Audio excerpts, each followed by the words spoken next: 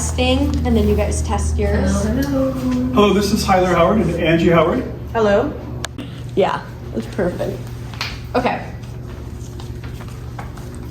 Welcome to A Connection is a Connection, the show where we take a break from business talk and dive into the personal side of things. Today we're sitting down with Angie and Hyler to uncover the stories, quirks, and passions that may make them tick. Let's have fun and get to know them like never before. But first, give a warm welcome to our guests, Hyler and Angie. Woo! We are here to keep it light and fun, so let's jump into some questions. But first, can you both give us a brief introduction about yourselves? Yes. My name's Hyler Howard. I live in El Mirage. I've been out in Arizona for about 23 years now. I'm married to this lovely lady here. We have 5 children between us. Wow, that's amazing. Awesome. Thank you so much. My name is Angie Howard, and I am not a Arizona native. I'm actually from San Diego, and probably came out maybe 2009. But Arizona has been a wonderful home for me, so here I am. Awesome. Nice. Well, we're so excited to have you guys. Let's hop into some questions. Sure. All right, you guys ready? I am. Maybe. I got my notes just in case. Hey. What is the weirdest thing you have? Hello. Oh. All right. What is the weirdest thing you have been caught doing? Do you want to take it, or do you want me Well, to? you go first. I got the group going. So, flashback probably about 15 years ago when we were dating. We went on a wine tasting tour up north, like Cottonwood, and we were very poor at that time, so we kind of packed a lunch and did some wine tasting, cheese and cold cuts, and we stopped on the way out at a gas station, and while he was pumping, yes, the gas. I pulled out some of the cold cuts, and I guess I was trying to eat it, and I looked over, and the look of devastation on his face said it all. Like, who are you, and what have you done with Angie that I just It was very compromising because she was trying to get this piece of like turkey meat, and she put her head back. Oh Who am I dating? It was the look on his face, like, Barbaric. That's awesome. like a beach whale, like, huh? But he married me anyway, so There you go. Yeah. That's love. You didn't scare them off. that's my story. What's your story? Yeah. Well, okay. Weirdest thing I've been caught doing. You'll be surprised maybe to know that I typically clean the bathroom in public. Like when I go in and wash my hands, I wipe down the counter, wipe down the island, and kind of keep it clean. That's probably the weirdest thing that I do, is I make sure the restroom's tidy when I go in and when I come out. That's That's interesting. Okay. What's a story from your past that you've never told anybody? Let me go with this one? Yeah. Oh. Okay. Well, all right. A couple of years back, Angie and I went to visit my sister back in Minnesota, and she was asking my sister, what's some stuff about Hyler I don't know about, So she's thinking in her head, and she pulls up this story from a long time ago when I was in maybe 1st or 2nd grade, a long time ago back. So I was like 6 or 7 years old, back in Minot, North Dakota, very small town. And one day I had gone out on my bicycle, just kind of riding around, and I typically go for the day when I go take my bike. I had gone and I found this apple grove. So I found all these crab apples. So I was actually gone the entire day, didn't tell my mom or anything. She actually got worried. She called the police. Oh, Got an no. APB to find me. At the end of the day, like around 6 or 7 o'clock, because it doesn't get dark like now, but 6, 7 o'clock, I come home and I got my pockets full of crab apples. And I'm telling my mom, look, I found all these apples. And she was so upset and so mad that I didn't take the apples and said anything either, that I was gonna be gone all day. His sister also says that he was on the nightly news. That they Oh, were What? searching You for made him. the news. No way. That's awesome. Yes. Yeah, so that's one story from my past. Yes. Well, mine is not a lot of people know that I actually dropped out of high school and became a pretty young mom, but I didn't actually get my GED until I was 22. Oh, wow. So, yeah. Well, you still got it. You made it. I made it. That's all that matters. Yes. We already said that one. Do you have a weird habit? Tell us about it. Do you want to go first? I can't think of my weird habit. Or a couple of them. Okay. So my weird habit is I'm not the best house cleaner. However, my mind, as you get older, you tend to try to use things to remind yourself. So sometimes I'll leave something out on the counter. And to his defense, I understand sometimes it's more than just a day. Yeah. And he puts it away. Oh. And if he puts it away, it's out of sight, out of mind, and then I forget. And he sometimes gets upset because if it's not where it was supposed to be, I always accuse him of taking it. Oh It's like, it's always me, it's always my fault. Oh no. Yeah. So if you see something out, just leave it from now on. I do, and then there's stuff out like that all the time. And then you're gonna put this, yeah. She'll get to it eventually. You're crazy. We started watching Ray, Everyone Loves Ray, and they actually had an episode where they're arguing between each other. Like, I wouldn't touch it if you just put it away, and that's exactly what he's told me in the past. That's so funny. What's your? So my weird habits is that, well, I kind of have two, but I'll just show the one. Every time we go to like Walmart or the mall or the grocery store, I always park by a sidewalk. I make sure I park by the sidewalk and I take the sidewalk in from the parking lot over to the store. So every time we go anywhere, I know where the car's at. It's by the sidewalk and I park there. So that's my one habit that I have, my weird habit. That's actually pretty good. That's a good idea. Yeah. The other thing that I do is when we drive, or when I drive at least, I typically take right-hand turns. So when you're making a turn, I don't just like cut the corner. I go up to the lane, then I turn the wheels and I go over. So I make right angle turns when I drive. I don't cut corners and turn things off. And everything has got to be in a certain place. Like your silverware can't be out of whack. Your napkin has to be square with everything on the. Okay. Very interesting. Have you always been like that? I think so. Yeah. So I go in and just kind of move. Yeah. Oh yeah, that I would too. Oh my gosh. Love you. Oh. If you could only subscribe to one YouTube channel for the rest of your life, which one would you choose? I know you're not prepared for this one. It could be one of two.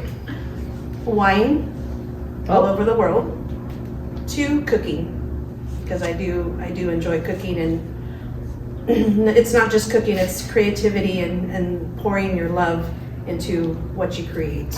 Do you do like you watch something or say on social media and you save it and you're like, oh, I'm gonna do that, and then just never get back to it again and never do it? Well, yes, because sometimes when you add it to your page thinking that it's going to remind you, again, out of sight, out of mind, you actually have to scroll through your Facebook page and remember, and I then saved find this it. for a reason. And so sometimes I have to go back and do that. But same thing with baking. So that's my YouTube channel. What would yours be? When I think of YouTube, my first thought is like classic rock. I always think of music. So my YouTube channel would probably be Van Halen. I like Van Halen. And when I'm typically on YouTube, I'm usually watching music videos anyway. So Yeah. I should go out there for business sometime, but I haven't yet. Nice. All right, you guys, we have a special question that we ask every single one of our guests. Okay. What are you doing for God? That's a good one. That is a great question. Well, we try to pray, put on our armor every day, and kind of ask for guidance. And then also to share that with the people around us, especially our children. Try to go to church as much as we can. And if we can't do that, then we watch a lot of pastors online. That's what my take on it. What do you do? Yes, with regards to for God, it is to kind of share our love and our faith about God with other people. So I can't say I actively go out and promote and preach about God or Jesus Christ, but I certainly share His love with others around me, and I engage with people to be helpful for them. And I try to share that kind of love so they know this guy's got to be a Christian because he's so gentle and kind and warm and helpful, So yeah, trying to have a servant's heart in public, and like with the hosts here and wherever you go, just being generally nice and kind, and trying to have the mentality of, how can I help somebody else? How can I be encouraging to someone else, rather than just what can you get out of this, Yeah. So, Yeah. I guess it'd be that kind of like you said, a servant's heart and sharing God's faith. That's Faith in amazing. God. That's great. All right. What's the most ridiculous thing you tried to impress someone? This is This is interesting. So I mentioned I grew up in Minot, North Dakota. I was in high school, and she doesn't know this. Oh. Actually, I don't think anybody knows. Spill the this, tea. honestly. Here we go. When I was in 7th and 8th grade, I had a girlfriend. I won't name her name. And she was very pretty, and I didn't think I was worthy of her. But I knew that she was in this other crowd that I didn't typically run with. I'm not popular and I'm not a loser, but I'm kind of in between her. Well, she was more of a popular person, but she was also very, very pretty.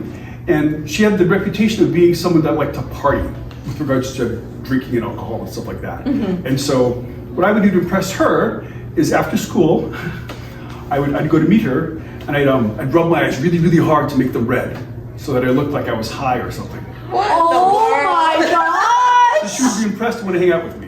No way! Yeah. Wow. I guess that's And did she go out with you? Not very long, no. Oh, okay. So, he's high or drunk. Yeah, that's great. And I think my story is pretty close to that, as well as the drinking. I try to keep up with the person to impress them that, I did have a huge tolerance to alcohol, and it didn't turn out well. It never It does. never does. It never does. No. What's the dumbest thing you've ever done for a dare? yeah. This was actually relatively recent. Oh. 2 years ago, maybe? Oh. We were playing Truth or Dare, Yeah. and I chose Dare. The dare was to eat pickled pig's feet, Oh. and I didn't like that very much. What did it taste like? It was awful. I couldn't get it done. I took a bite. I was, He gagged, and then, yeah. yeah. Does it look like the actual feet, or like what does it look Yeah. like? It's, Oh my it's more of a Mexican type of Delicacy? dish. Yeah. But being Mexican, I don't eat it. Oh my god. So props to him for even doing Good for it. you. I think anyone would have said, no, I'm not doing that. Yeah, yeah. But, our family is kind of that way, Yeah. to make everybody feel uncomfortable. That's awesome. For me is back in my early teens, actually more my late teens, I had this Mustang that I loved.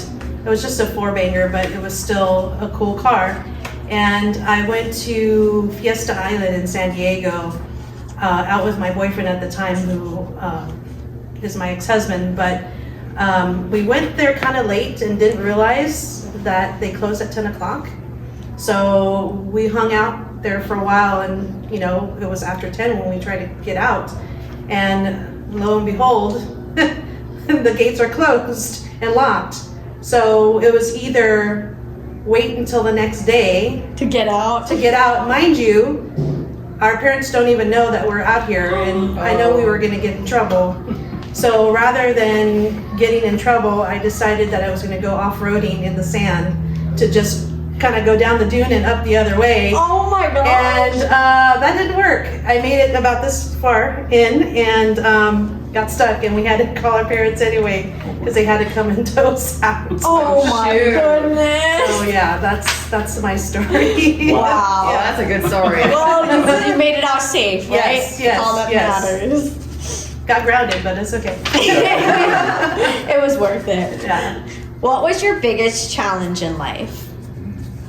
Well, for me, it was being a single parent, and I know that a lot of people can resonate. But it's also been my biggest accomplishment, because without them, I wouldn't be who I am now. So Yeah. I do appreciate it, That's even so though it's my beautiful. biggest challenge in life. Yeah, and raising children is difficult. That's quite a challenge. I remember when Brooke was born, my daughter was born, that was pretty exciting. And raising her has been a challenge, And I've gone through physical things, like I hiked and driven the Grand Canyon, I've run half marathons, I've swam, I've hiked. But the most difficult thing for me would be divorce. When I got divorced from my first wife, that was really, really hard. I went through some stuff. It was amicable in a sense. It was, I just want to separate because I don't think this is going in the right direction. My heart was in the relationship so deeply. I thought, this can't be right. It took me a long time to get through it. And I have to say that when I got to the very bottom of where I was, she's the one that made sure I didn't go any further and pulled me out of it. She was there with me at the end.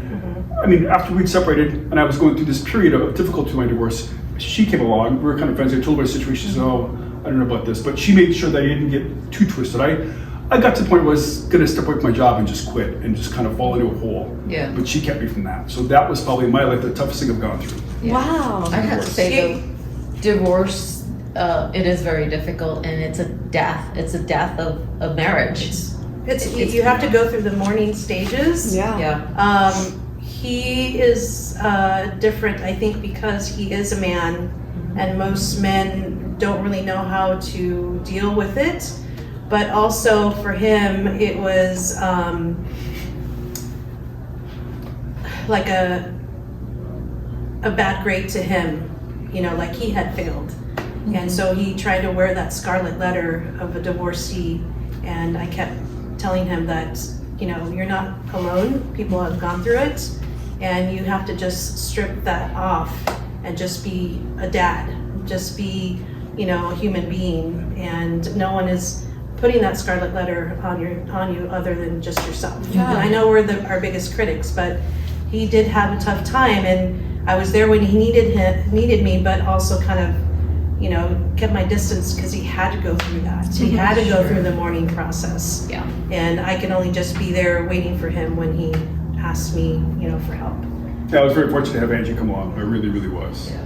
And it probably made you come out stronger too for your kids. Definitely. Because now I've got that, in a sense, I've got that scar, that battle wound that I can kind of look at and say, you know what, I went through this tough road, I got there, and I'm doing it for you guys, I'm putting it together. We get to Yeah. But- So use it as a stepping stone, not so much a millstone. But it was also a testament to that God knows more than you do. And although you're going through this, he knows that in the end, it's going to be a positive. Yes. And so inserting each other in our lives, because we were on a different level emotionally, then he knew that I was the one that could pull him out, and he didn't know that I was going to be that person for him in the future. Yeah. And I didn't really know that either, but only God knows what he's Absolutely. doing, and that's kind of what we leaned on. So and Yes. here we are, almost 14 years later, married, and 16 years knowing each other. So Wow, that's amazing. All right, well, that is it for our questions. Wow. Thank you for taking your time out of your day to spend it with us. Thank you for asking us. Can you guys give us a 30-second commercial about your business and how people can connect with you? Sure. So I am a mortgage lender with Clear Mortgage. I bring over 30 years of experience between sales, processing, and underwriting. So I have a keen eye when qualifying people in the beginning. And I love to serve underserved communities, whether it's first-time homebuyers, Spanish speakers, military, and even our elders who also need some hand-holding sometimes. So give me a call, Clear Mortgage, Angie Howard. Awesome. Well, my name's Hyler Howard. I'm a realtor with the Realty One Group out of the West Valley. I've been out there for 20 years now. I've been in real estate for some time, just over a year now. And my business email is hylerproperties@yahoo.com. My personal email is hylerhoward@yahoo.com. I can be reached either of those places. You can call me at 602-799-8964, or you can hit me up on Facebook. I'll be there. If you're looking for something in the West Valley, I can get you there. And if you need funding, she can take care of it for you. Yeah. Awesome. The Howard team. Awesome. Well, thank you guys so much. It's been so much fun, and stay tuned for the next interview. Awesome. Thank you. Thank you.